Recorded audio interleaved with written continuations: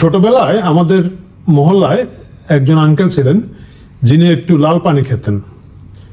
তো আচ্ছা থাক, এই লাল পানির গল্পটা আমি একটু পরে বলি। এর আগে গল্পের শানে নজরুল বলি, কেন এই গল্পটা মনে পড়লো এবং কাকে বলেছিলাম সেটা বলি। আমার এক ছোট ভাই আছে, সে বিভিন্ন সময় বিভিন্ন পলিটিক্যাল বিষয় নিয়ে আমার সাথে কথাবার্তা বলে। তো সেদিন সে খুব টেলিফোনে আমার সাথে ঘ্যান ঘ্যান করছিল যে ভাই, বিএনপি সরকারের 6 মাস হলো, এইটা নিয়ে আপনি একটু আলোচনা করেন, একটা ভিডিও ছাড়েন বা একটা লেখা দেন। তো আমি বললাম, ভাই এটা আর কি, একটা সরকার যদি আসে তার 6 মাস হবে, 12 মাস হবে, তারপরে 18 মাস হবে, 24 মাস হবে, হতেই থাকবে। এটা নিয়ে আলাদা করে প্রথম 6 মাস নিয়ে কথা বলার কোনো জরুরত দেখছি না। কি বলেন ভাই, বিএনপি সরকার তো একেবারে চমক দেখিয়ে দিয়েছে, 6 মাস উপলক্ষে একটা বিরাট চমক দিয়েছে, চমক দেখিয়ে দিয়েছে, আর আপনি এটা নিয়ে কোনো কথা বলবেন না। তা আমি খুব টেনশনে পড়ে গেলাম, চিন্তায় পড়ে গেলাম, কারণ আমি বিএনপি সরকারের এই প্রথম 6 মাসে এমন আহামরি কিছু দেখলাম না যেটা দেখে আমি খুব আনন্দে উদ্বেলিত হয়ে লাফিয়ে ঝাঁপিয়ে পড়ে এটা নিয়ে আলোচনা করব। তা বললাম, তাই নাকি? বলে আপনি দেখেন নাই? বললেন না, আমার তো নজরে পড়ে নাই। বলে ঠিক আছে, আপনাকে আমি হোয়াটসঅ্যাপে দিচ্ছি। তো আমি ভাবলাম বিএনপি তাদের এই 6 মাস পূর্তি উপলক্ষে একটা পিডিএফ পুস্তিকা করেছে, সেটা হয়তো সে দিবে। তো এটা তো আমি পেয়েছি, ভাবলাম হয়তো অন্য কোনো ডকুমেন্ট সে দিতেই পারে। তো খুব আগ্রহ নিয়ে হোয়াটসঅ্যাপ দেখছিলাম, হোয়াটসঅ্যাপে দেখলাম যে ও মা, এটা আসলে সেই চমক না, এটা হচ্ছে অভিনেত্রী চমক, এর খালেদা জিয়া বানিয়ে ভিডিও ছেড়ে দিয়েছে, মানে এইটাই হচ্ছে চমক দেখানো। তো এই চমক আসলে দেখে, সেটা চমক হোক বা অন্য যেই হোক, ব্লু ফেয়ারি কি যেন হোক, ইউনো দ্যাট, আরও যে কি একটা নায়িকা বেরিয়েছে আমাদের, ওই যে বলছে গোটা বাংলাদেশ বন্ধ করে দিবে তার কিছু হলে, আমাদের যাই হোক বিভিন্ন ধরনের নায়িকা আছে, এর মধ্যে কোনো একটা, সেটা চমক হোক আর বাদন হোক, সেটা দেখার জন্য আমার খুব একটা আগ্রহ ছিল না। তো আমি তখন তারা বললাম যে তুই যে এত আগ্রহ লাফাচ্ছিস এবং কেন আমি আগ্রহী না, এইটা নিয়ে আমি তোকে একটা কাহিনী বলি। দর্শক, আমি এই কাহিনীটা আপনাদেরকে বলতে চাই। কাহিনীটা হচ্ছে, আমাদের মহল্লায়, ওই যে শুরু করেছিলাম, আমাদের মহল্লায় একজন আঙ্কেল ছিলেন। ছোটবেলা আমরা যে মহল্লায় থাকতাম সিলেটে, আমি একটা কানাগলির মতো 12-14টা বাসা।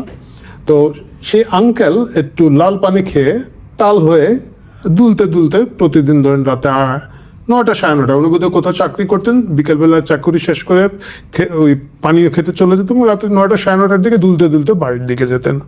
তো আমরা কিছু দুষ্ট পোলাপান ছিলাম, যেটা হয় মহল্লার, আমরা ওই গলির মাথায় একটা বাসার দোতলার বারান্দায় বসে আড্ডা মারতাম, রকবাজি করতাম, সুরা কথা, নিজ দিকে যায় আসে দেখতাম এটা ওইটা। তো আঙ্কেল যখন প্রতিদিন রাতে 8:30 9টার সময় ওইদিকে যেতেন, খুব নিজের আপন মনে দুলতে দুলতে যেতেন। তো আমরা তার সাথে দুষ্টামি করার জন্য একেবারে কাছে আসা বলতো, আঙ্কেল কেমন আছেন বলে একটা জোরে চিৎকার দিতাম, অথবা বলতাম গুড আফটারনুন আঙ্কেল, কেমন আছেন? তো আঙ্কেল খুব চমকে উঠে তাকাতেন, হ্যাঁ ভালো আছে। তো এরকম যায় 2 দিন 4 দিন 5 দিন, বোঝা যেত যে আঙ্কেল খুব বিরক্ত। একদিন উনি আর সহ্য করতে পারলেন না, তিনি বললেন, এই তোমরা আমাকে প্রতিদিন এটা জিজ্ঞেস করো কেন? না, আপনার কুশল জিজ্ঞেস করি, আপনি কেমন আছেন জানতে চাই। তো উনি একটা খুব ভালো কথা বলেছিলেন। উনি বলেছিলেন, শোনো, তোমরা তো জানো আমি এই সময় কীভাবে আসি, তোমরা দূর থেকে দেখবা। তোমরা যদি দেখো আমি স্বাভাবিকভাবে হেঁটে আসছি, তাহলে তোমরা টেনশনে পড়বে, আরে আঙ্কেলের কি হলো। কিন্তু তোমরা যদি আমার দেখো একটু ডাইনে একটু বায়ে দুলতে দুলতে যাচ্ছি, তাইলে বুঝবা আঙ্কেল ঠিক আছে। দুলতে দুলতে দেখলে জিজ্ঞেস করতে হয় না। তা আমি গল্প বলে ছেড়ে দিয়েছি। আমার ছোট ভাই, আমি যার কথা বলছি, সে বুঝলাম বেশ কনফিউজ। সে বলতো, ভাই এটা দিয়ে কী বুঝাইলেন? হলে কি বুঝাইলাম আমি জানি না, তুমি এটা চিন্তা করো। পরের দিন সে আমাকে, ইনফ্যাক্ট গত পরশু দিন, সে আমাকে টেলিফোন করে বলল, ভাই পেয়েছি, ইউরেকা, গল্প বুঝতে পেরেছি। কিভাবে গল্প বুঝতে পেরেছ? বলল, এই যে বিএনপি সরকারের সময় সর্বশেষ আকর্ষণ হচ্ছে কৃষকরা আবার সার লোড করা শুরু করেছে। ঘন্টার পর ঘন্টা অপেক্ষা করেও মেলেনি সার না পেয়ে ক্ষোভের শেষ পর্যন্ত ডিলার পয়েন্টের গুদামের দরজা ভেঙে 197 বস্তায় প্রায় 10,000 কেজি সার নিয়ে যায় কৃষকরা। 23 তারিখ রোববার সকাল 11টার দিকে কুড়িগ্রামের ভুরুঙ্গমারী উপজেলার শিলখুড়ি ইউনিয়নের মেসার্স শাহ আমানত ডিলার পয়েন্টে এ ঘটনা ঘটে। পরে পুলিশের তৎপরতায় কৃষকদের কাছ থেকে ৩৩ বস্তা সার উদ্ধার করা হয়েছে। বাকি সার উদ্ধারের চেষ্টা চলছে। তো এই সার লুট করা দেখে আমি বুঝতে পারলাম আপনার সেই গল্প, যে বিএনপি যখন সরকারে আসবে একদিকে বিদ্যুতের জন্য হেলতে থাকবে, আর একদিকে সার লুটের জন্য হেলতে থাকবে। বিদ্যুৎ দিতে পারবে না, সার দিতে পারবে না। এই হেলতে দুলতে চলা মানে হচ্ছে গিয়ে বিএনপি ঠিক মতোই চলছে। প্রিয় দর্শক, আমার ছোট ভাই যে কথাটা নিজে নিজে বুঝে ফেলেছে, আপনাদের কষ্ট লাঘব করার জন্য সেই কথাটি আমি আপনাদেরকে ভেঙে বলতে চাইলাম, যে বিএনপি সরকারের আসলে 6 মাস নিয়ে আমাদের আলাদা করে আলোচনার কিছু নেই। কারণ ও যখনই আপনি দেখেছেন যে বিএনপি সরকার বিদ্যুৎ মানে এর আগ পর্যন্ত আপনি টেনশনে থাকবে যে লোকটা কি সুস্থ, সুন্দরভাবে হেঁটে হেঁটে আসছে। যেই দুলা শুরু করবে বুঝবেন না এখন লোকটা সুস্থ। যেই মাত্র আপনি দেখবেন যে বিএনপি সরকার বিদ্যুৎ দিতে পারছে না, সারও দিতে পারছে না, আপনি বুঝে নেবেন যে বিএনপি সরকার, এইটাই সেই আদি ও অকৃত্রিম বিএনপি সরকার। আপনারা জানেন কি না, এই সারের তামসাটা কিন্তু নতুন নয়। সার নিয়ে এই সংকট সবসময় বিএনপি করে থাকে। সবচেয়ে দুর্ভাগ্যজনক যে জিনিসটা বিএনপির আমল নামায় লেখা আছে সেটা হচ্ছে 15ই মার্চ 1995 সালে গোবিন্দগঞ্জ মহিমাগঞ্জে সারের দাবিতে যখন কৃষকরা আন্দোলন করছিলেন, সেখানে পুলিশ গুলি করে 18 জন কৃষককে হত্যা করে। তার পরবর্তীতে একই জায়গায় 21শে মার্চ ঠিক পরের সপ্তাহে আবার সার কিনতে গেলে কৃষক মিয়া নিহত হন এবং আহত হন আনোয়ারুল ইসলাম মন্টু বলে একজন কৃষক, যিনি এর আগে আসলে পরবর্তীতে তিনিও মারা যান। এই হচ্ছে বিএনপির সার কাহিনী। একই ঘটনা পরবর্তীতে যখন আওয়ামী লীগ সরকার আসে, আওয়ামী লীগ সরকার আসার পরে তখন কৃষিমন্ত্রী করা হয় মতিয়া চৌধুরীকে। মতিয়া চৌধুরী বলেছিলেন যে এখন থেকে এই দেশে কৃষক আর সার খুঁজবে না, সার কৃষককে খুঁজবে। বাস্তবে তাই ঘটেছিল। মতিয়া চৌধুরীর নেতৃত্বাধীন যে কৃষি বিপ্লবের মধ্য দিয়ে যে ম্যানেজমেন্টটা তৈরি করেছিলেন তিনি হচ্ছে 2021 সালের ঘটনা যদি আমরা বলি, মোট মজুদ ছিল 12.81 লাখ টন, 12.81 লাখ টন, যা চাহিদার তুলনায় 5 লাখ টনের বেশি উদ্বৃত্ত ছিল। 2023-এর একটা রেকর্ড দেখা যায়, সেখানেও দেখা যাচ্ছে যে বড় মৌসুমে জুন পর্যন্ত সারের মজুদ থাকা যথেষ্ট পরিমাণ উদ্বৃত্ত ছিল, সেটাও 5 থেকে 6 লাখ টনের মতো উদ্বৃত্ত ছিল। এবং প্রায় প্রতি বছর কৃষকদেরকে সেই সময় সার নিয়ে খুব একটা ঝামেলায় পড়তে হয় নাই। কিন্তু শুধুমাত্র গ্যাস সংকটের কারণে 2024 সালে এটা একটু টেনশনের জায়গা ছিল, কিন্তু এর বাইরে কখনো সার নিয়ে কিছুই হয় নাই। এটা ছিল মতিয়া চৌধুরীর ম্যানেজমেন্টের সার ব্যবস্থাপনা, কৃষি ব্যবস্থাপনা। আমার একটা ব্যক্তিগত দুঃখ আছে, এই মতিয়া চৌধুরীর মতো লিডার, নেত্রী, যিনি প্রচণ্ড সৎ একজন লোক ছিলেন। আমি জানি না আপনারা কতটুকু তার জীবনাচরণ জানেন, কেউ তার বাসায় যাওয়ার সুযোগ পেলে হয়তো দেখেও থাকতে পারেন। ছোট্ট একটা বাসা, 1200 স্কোয়ার ফিটের, খুব দরিদ্র অবস্থায় একটা বাসায় তিনি থাকতেন, দীর্ঘদিন মন্ত্রী ছিলেন এবং এই চমৎকার ব্যবস্থাপনাটা আওয়ামী লীগ সরকারের সময় তিনি করে গিয়েছিলেন। দুর্ভাগ্যের বিষয় হচ্ছে সেই মতিয়া চৌধুরীকে এই বাংলাদেশে কবরের মাটি দেওয়া হয় নাই। এই ডক্টর ইউনূস, আসিফ নজরুল, রেজওয়ানা, আদিল শুভ্র, এই ফাজিলের গোষ্ঠী, এই পিশাচের গোষ্ঠী মতিয়া চৌধুরীর মতো নেত্রীকে বাংলাদেশের মাটিতে কবর দিতে দেয় নাই। তার কবরটাও শেষ পর্যন্ত তার স্বামীর কবর যেহেতু আগেই কেনা ছিল, সেখানেই তাকে কবর দিতে হয়েছে। এটা আমার ব্যক্তিগতভাবে খুবই একটা গভীর দুঃখের জায়গা, যে আমাদেরকে এইরকম একজন মানুষকে আমরা মাটি দিতে পারিনি বাংলাদেশের মধ্যে। যাই হোক, সেই আলাপে আমরা পড়ে যাই, সেই আলাপ এখন আজকের প্রসঙ্গ নয়। কিন্তু সেই হেলতে দুলতে থাকা বিএনপির কথা যেটা বলছিলাম, সেখানের মধ্যে সার এবং সার সবচেয়ে ইন্টারেস্টিং বিষয় হচ্ছে, যদি সরকার বলতো, মানে আই গেট ইট, সরকার যদি বলতো যে সার দিতে পারছি না, সার উৎপাদন করতে পারি নাই বা আমদানি করতে পারি নাই, হয় ডলার নাই, হরমুজ প্রণালী বন্ধ, যুদ্ধ, গ্যাস নাই, কারেন্ট নাই, পানি নাই, বিভিন্ন কারণে সার দিতে পারছি না, আমি সেটা মেনে নিতাম। কিন্তু আমাদের কৃষিমন্ত্রী আমিনুর রশিদ তিনি বলেছেন যে গত বছরের তুলনায় এবার সারের মজুদ আরও বেশি। তো আরও যদি বেশি, তাহলে কৃষক কেন সার পায় নাই? এই 6 মাসে কৃষক এই মুহূর্তে সার পাচ্ছে না, যেখানে সার লুটের ঘটনা ঘটেছে, এটা সহ বিভিন্ন জায়গায় যেটা হচ্ছে, মজুদদারি হচ্ছে, সিন্ডিকেট বাজি হচ্ছে, আড়তদারি হচ্ছে, এবং এই জিনিসটা বিএনপি সরকার আসলেই হয়। এবং বিএনপি এটাকে আইদার ম্যানেজ করতে পারে না, অথবা তার লোকজন এটার মধ্যে জড়িত থাকে। আমি ধরে নিচ্ছি এই 6 মাসের মাথায় বিএনপি এটাতে তার লোকজন জড়িত। আমি সেটা বললাম না, তাকে আমি ক্লিন চিট দিলাম, আমি তাকে ধরে নিলাম যে সে সৎভাবে করছে, কিন্তু সে ম্যানেজ করতে পারছে না। এই যে ম্যানেজমেন্ট ফেলিয়ার, এইটাই হচ্ছে কৃষক সার পাচ্ছে না 6 মাসের মধ্যে। এটা হচ্ছে বিএনপির একটা আমলনামা। ওই যে 32 পৃষ্ঠার লেখা, অনেক চমৎকার কথাবার্তাও, মানে সবাই এটা তো নিয়ে অনেক ধরনের ব্যাখ্যা করছে, আমি সেই ব্যাখ্যার মধ্যে যেতে চাই না।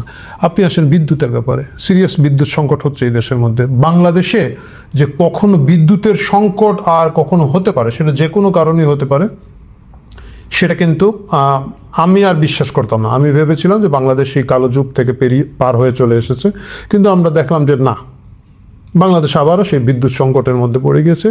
এখানেও আমার একই কথা, বিএনপি এটাকে খুব ভালোভাবে ম্যানেজ করতে পারে নাই। মানে তারা সেই ইকবাল হাসান মাহমুদ টুকুকে আবার বিদ্যুতের দায়িত্ব দিয়েছে, একটা লোক চূড়ান্ত ফেলিওর।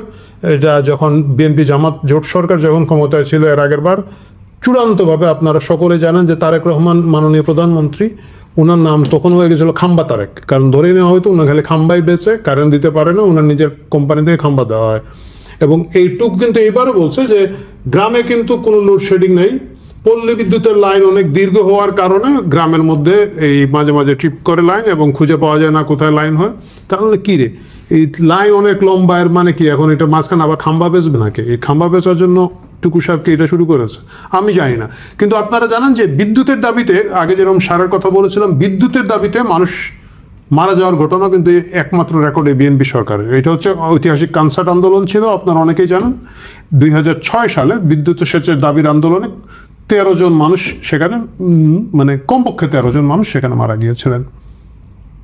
সো এই 6 মাসের আমলনামায় আমরা দেখছি যে মাঝখানে যে তারা শুধু বলে 17 বছর করেছিলেন, 15 বছর করেছিলেন, 16 বছর করেছিলেন, 18 বছর করেছিলেন, এই যে কথাটা তারা বলে, আমার প্রশ্ন হচ্ছে বিএনপি 18 বছরে কই ছিলেন? তারা কি কিছুই শিখেন নাই?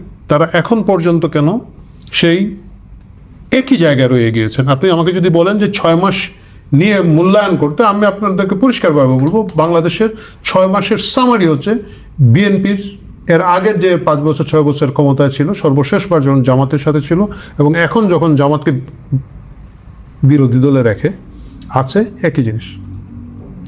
সুতরাং এখানের মধ্যে এই 6 মাসে আমি তাদের কাছ থেকে ভালো কিছু আর আশা করি না। কিন্তু ইন্টারেস্টিং বিষয় হচ্ছে তারা একটা বই ছাপিয়েছেন, আমরা সেই বইয়ের কিছু কিছু পয়েন্ট এখন খুব কুইক দেখব, কারণ হচ্ছে তাদের আমলনামার জায়গাটা যদি আমরা একটু ধরতে না পারি তাহলে মুশকিল। তারা প্রথমে বলেছেন এখানের মধ্যে কর্মসংস্থান দেশ ও বিদেশের জনগণের কর্মসংস্থান সৃষ্টি তাদের প্রধান অগ্রাধিকার, সেই লক্ষ্যে সামনে রেখে ব্যাপক কর্মসংস্থান সৃষ্টির জন্য পরিকল্পনা করেছে। যখন তারা এই কথাটা বলছেন, আমি এর আগের একটা আলোচনা বলেছি যে পরিমাণ শুধু গার্মেন্টস এন্ড টেক্সটাইল ইন্ডাস্ট্রিজ বন্ধ হয়েছে শুধুমাত্র সাভার বেল্টে, সাভার আশুলিয়া গাজীপুর বেল্টে 1.5 লক্ষ মানুষ, 1.5 লক্ষ শ্রমিক কাজ হারিয়েছেন, কারখানা বন্ধ হয়ে গেছে। এর বাইরে গোটা বাংলাদেশের যে অবস্থা, এই বিদ্যুতের কারণে আমি দেখলাম যে মাছ মরে যাচ্ছে, মানে গ্রামে যে কৃষি কাজ করছে সেখানে পর্যন্ত এই বিদ্যুতের কারণে সমস্যা হচ্ছে, কৃষিতে সমস্যা হচ্ছে। আমি দেখলাম কয়েকজন মৎস্য চাষির কোটি কোটি টাকার মাছ মরে ভেসে উঠেছে, অক্সিজেন মেশিন চালাতে পারে নাই, শিল্প কারখানা বন্ধ হয়ে গেছে।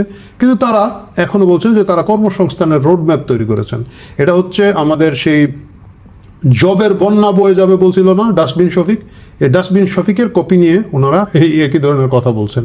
এর বাইরে খাদ্য মজুতের রেকর্ড, এটা একটা ভালো জিনিস তারা দাবি করেছেন এবং এটা সত্য যে দেশের ইতিহাসে সর্বোচ্চ প্রায় 24 লাখ টন খাদ্যশস্য মজুত আছে। এই মজার বিষয়টা হচ্ছে, এই ফাঁকিবাজির কথাটা হচ্ছে 24 লক্ষ টন মজুত কিন্তু বিএনপি সরকার এসে কিনেন নাই। মজুতটা এমন জায়গায় আছে যে আপনি অল্প কিছু কিনলেই কিন্তু আপনার রেকর্ডটা অনেক বেশি হয়ে যায়।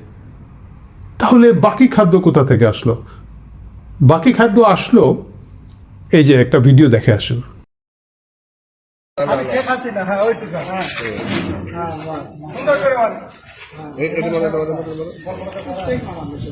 না না, ওর মারাই লাগবে শেখ হাসিনা।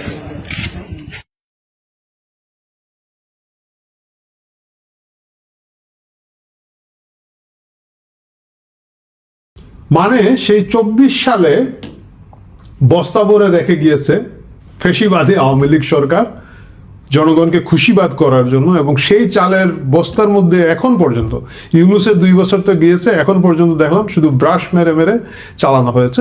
বাট বাকি অল্প কিছু খাদ্য কিনলেই কিন্তু খাদ্য, আমি জানি না এক্স্যাক্টলি সরকার কতটুকু কিনেছে এটা বলে নাই, এটা তারা বলেছেন যে 24 লাখ টন খাদ্যশস্য মজুদ আছে।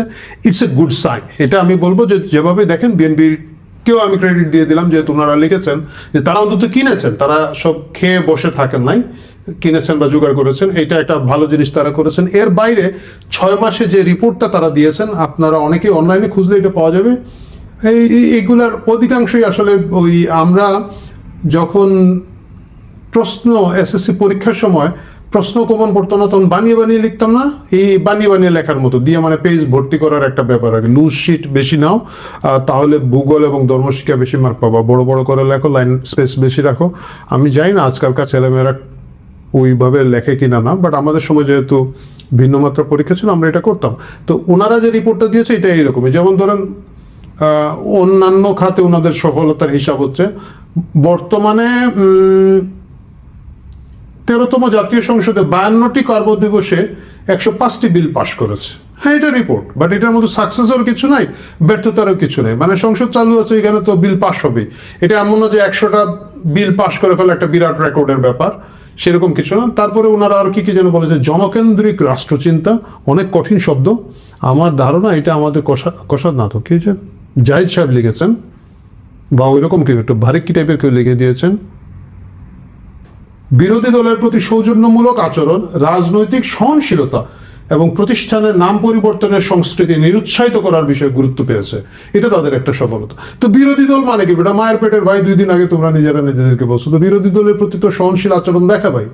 খুব ইন্টারেস্টিং বিষয় হচ্ছে, আমি মাত্র দেখালাম তারা যদিও বলছেন যে বিরোধী দলের প্রতি সহনশীলতা, রাষ্ট্রচিন্তা আন্দোলন বলে খুবই ছোট্ট একটা সংগঠন আছে। আমি সংগঠন বলবো কারণ ওরা রাজনৈতিক দল, কিন্তু কোনো একটা কারণের জন্য বেচারাদেরকে নিবন্ধন দেওয়া হয় না। তাদের অনেকে আমি চিনি, অ্যাডভোকেট হাসনাত কাইয়ুম আছেন, তারপরে আরও যারা ওইখানের মধ্যে লিডার আছেন, দিদার ভুইয়া আছেন, ইয়াং কয়েকটা তাদের সংগঠনের কিছু নেতা নেত্রীকে আমি চিনি। তারা তাদের কজের জায়গায়, আমি তাদের সাথে তাদের রাজনীতিকে হয়তো তাদের রাজনীতির সাথে দ্বিমত করতে পারি, তারা তাদের কজের জায়গায় একটা মিনিমাম সততা বজায় রাখেন। তারা কিন্তু চাইলেই জামাতের সাথে, যখন জামাতের বাইরে গিয়ে তারা এনসিপিকে নিয়ে একটা জোট করতে চেয়েছিলেন, পরে যখন জামাতের সাথে এনসিপি চলে যায়, তারা যদি চাইতেন সেখানে গিয়ে তারাও কিন্তু 2-4টা এমপি পেতে পারতেন, বা তারা জায়গায় ছিলেন। কিন্তু তারা সবসময় আওয়ামী লীগের বিরোধিতা করে এসছেন, করে বিএনপি এবং বিএনপি সমর্থিত যে বাকি গুড়াগাড়া দল থেকে যে বিভিন্ন প্রতিমন্ত্রী হচ্ছে, অনেকটা একই জায়গায় রাষ্ট্রচিন্তা ছিল। সেই রাষ্ট্রচিন্তাকে কিন্তু শহীদ মিনারে এখন জনসভা করতে দিচ্ছে না বিএনপি। তো তারপরে তারা বলছে বিরোধী দলের প্রতি সৌজন্যমূলক আচরণ তারা দেখিয়েছেন 6 মাসে। তো সেটা যদি মায়ের পেটের ভাই বিরোধী দল জামাত ইসলাম হয়, তাহলে আমাদের বলার কিছু নাই। প্রধানমন্ত্রী তার মাসিক মূল বেতনের 10% রাষ্ট্রীয় কোষাগারে জমা দিচ্ছেন, মানে উনি 10% বেতন বেশি নিচ্ছেন না। তো উনার অবশ্য নেওয়া লাগে না, কারণ ওনার খরচাপাতি আসলে খুব বেশি না। মানে উনি যখন বেতন পেতেন না, তখনও কিন্তু লন্ডনে 16-17 বছর বিনা বেতনে উনি টিকতে পেরেছেন।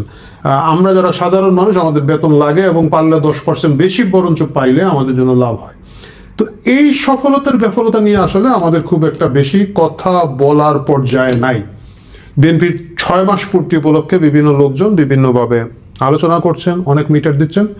আমি মনে করি একটা সরকারের প্রথম 6 মাস এত সফলতা এবং ব্যর্থতা দুটো দেখারই কোনো বিষয় নয়। এই কারণে নয়, কারণ প্রথম 6 মাস একটা প্রস্তুতিতে যায়। ধরেন আপনি শিক্ষা মন্ত্রণালয়ে কোনো একটা কাজ করবেন, শিক্ষানীতি বদলাবেন, আপনি তো চাইলে ওভারনাইট বদলাতে পারবেন না। প্রথম 6 মাস এটাকে বুঝতে সময় লাগবে, এটা কিভাবে আপনি এটাকে ইন্টিগ্রেট করবেন সেটা বুঝতে সময় লাগবে। যে কোনো নীতি, স্বাস্থ্যনীতি আপনি চেঞ্জ করবেন, প্রথম 6 মাস তো নতুন সরকারের এসব বুঝতে সময় লাগবে যে বিদ্যমান সমস্যাটা কি, তারপরে এটা ডেটা নিতে হবে, এই সমস্যাটা বুঝে সেই ডেটাকে ম্যাপিং করতে হবে, এটা কি কি সমাধান হতে পারে, সেই সমাধানগুলো কিভাবে পাইলট করা যেতে পারে, এই প্রস্তুতিতে সময় লাগে। সুতরাং বিএনপির 6 মাসে চমক দেখিয়ে ফেলা নিয়ে আমরা কেউই খুব বেশি খুশিও না, বেজারও না। কিন্তু আমি বিএনপির নেতৃবৃন্দকে একটা কথা বলতে চাই, সরকারকে একটা কথা বলতে চাই, প্রথম 6 মাস আপনাদের যে গতি, সেই গতিতে যদি আপনারা চলতে থাকেন, পরের 6 মাস, এর পরের 6 মাস আপনাদের জন্য দুর্ভোগ হবে, জাতির জন্য দুর্ভোগ হবে। একটু নড়ে চড়ে বসেন, একটু সিরিয়াস কাজ করেন, নিজেদের মতো কাজ করেন। আর ওই যে কিছু কার্ড মার্ট বানাবেন বলছিলেন, কার্ডের আলাপ আলোচনা বোধহয় এখন একটু কমে গেছে, এইগুলা যদি কমে যায় ভালো। এইসব বাদ দিয়ে আসলে কাজের কাজ করুন। ঠিক আছে, আপনাদের ফ্যামিলি কার্ড, কৃষক কার্ড, গ্যাস কার্ড, পানি কার্ড, বিদ্যুৎ কার্ড, মূলা কার্ড, আলু কার্ড, জুলাই কার্ড, সনদ কার্ড, যত ধরনের কার্ড আছে কার্ড বানান। কার্ড বানানোর প্রতিশ্রুতি আপনারা দিয়েছেন, কার্ড বানান, কিন্তু কার্ডের বাইরে কিছু কাজ আপনারা করেন। গত 6 মাস আপনাদের রিপোর্ট কার্ড, যতই আমরা বেনিফিট অফ ডাউট দিই, এটা খুব আশাব্যঞ্জক কিছু নয়।